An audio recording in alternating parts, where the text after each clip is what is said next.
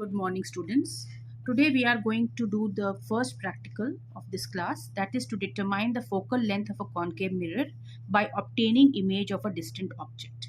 For this we require a concave mirror.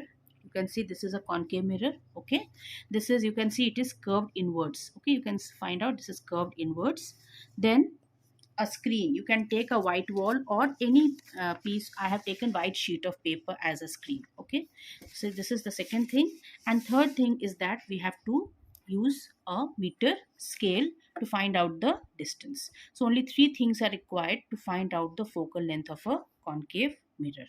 Okay children, now to find out the focal length of a convex lens, we have to use these two things as it is, and then we have to use convex lens also. You can see this is a convex lens. Okay, it is thicker at the middle and thinner at the edges. Okay, so this is a convex lens and we will find out the focal length by using this convex lens also. Procedure will be the same, only the apparatus will change. So let's start the practical. So students, we will focus. You can see this tree and the building on the left hand side. So let us focus with the help of concave mirror and try to find out the focal length. Now what we will do, we will take a screen. Okay, this is a white sheet of paper and this is the concave mirror. Now we will keep this concave mirror here and the screen between the object and the mirror. I'll keep this screen between the object and the mirror. Now my object is that tree and the building. So let's see. You can see that the inverted, real and inverted image will be formed on the screen. You can see it very nicely. It is coming. See even the yellow color of the building. We will focus it and you can see the tree also.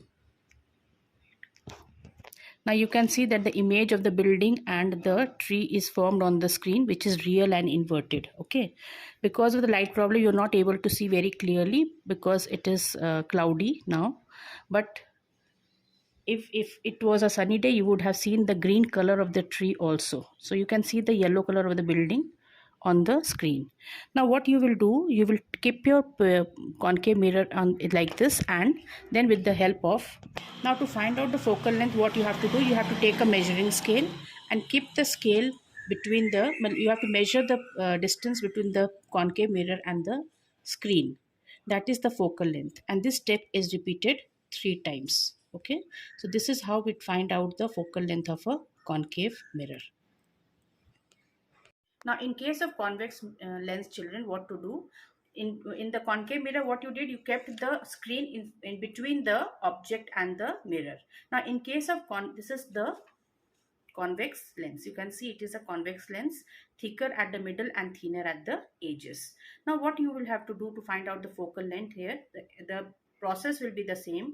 Only the difference is that the screen is kept behind the lens. Okay, because it is a transparent lens, so the image will be formed, real and inverted image will be formed, and the same type of image will be formed as in case of concave mirror. So children, you have to write down this in your copy. Thank you.